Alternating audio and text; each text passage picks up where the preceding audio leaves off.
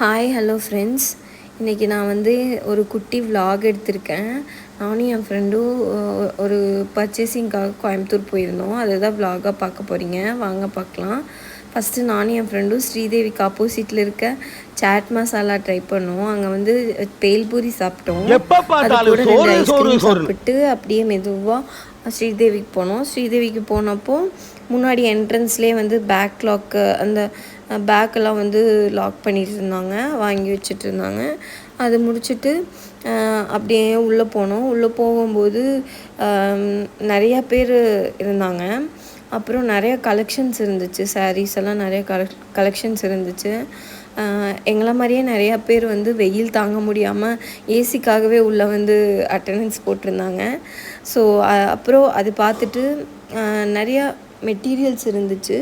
அது வந்துட்டு நம்ம வந்து 8 மீட்டர் இப்போ எடுத்து நம்ம சுடிதாராக ஸ்டிச் பண்ணிக்கலாம்.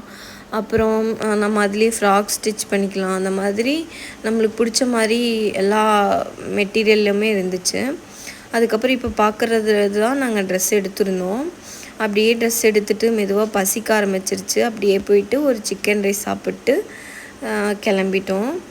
அதுக்கப்புறம் இப்போ நம்ம பார்க்கலாம். நம்ம வந்து டின்னர் தான் பார்க்க போகிறோம். நான் இன்றைக்கி என்ன டின்னர் பண்ணியிருந்தேன்னா, இட்லியும் ஆனியன் சட்னியும் தான் பண்ணியிருந்தேன்.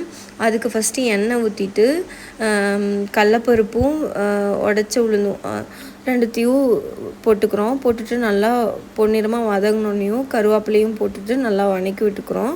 வதக்கி விட்டுட்டு அப்படியே ஒரு 5லேருந்து 6 வரமிளகாயும் போட்டுட்டு நல்லா வதக்கி விட்டுக்கிறோம். வதக்கி விட்ட உடனேயும் நான் 2 மீடியம் சைஸ் ஆனியன் எடுத்திருக்கேன், அதையும் போட்டுட்டு நல்லா வதக்கி விட்டுக்கிறேன். வதக்கி விட்டுட்டு வெங்காயம் நல்லா கண்ணாடி பதத்துக்கு வெந்து வந்துடணும், பச்சை வாசமே இல்லாத மாதிரி. அதுக்கப்புறம் நல்லா வதக்கி விட்டுறணும். வதக்கி விட்டோடனையும் நான் 2 மீடியம் சைஸ் தக்காளி எடுத்திருக்கேன், அதையும் கட் பண்ணி ஆட் பண்ணிக்கிறேன். ஆட் பண்ணிட்டு வெங்காயம் தக்காளி 2 மிக்ஸ் பண்ணி விடுற மாதிரி நல்லா கலந்து விட்டுக்கோங்க.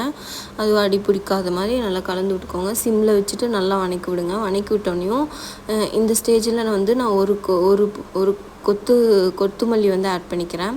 ஆட் பண்ணிவிட்டு நல்லா மிக்ஸ் பண்ணி விட்டுக்கிறேன். மிக்ஸ் பண்ணி விட்டுட்டு 2 டீஸ்பூன் வந்து சால்ட் எடுத்துக்கிறேன்.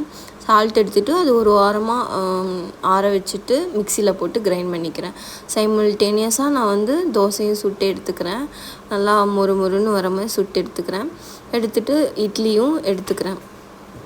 நல்லா இட்லியும் சுட்டு எடுத்தாச்சு. சுட சுட நம்மளோட dosa with onion chutney ready.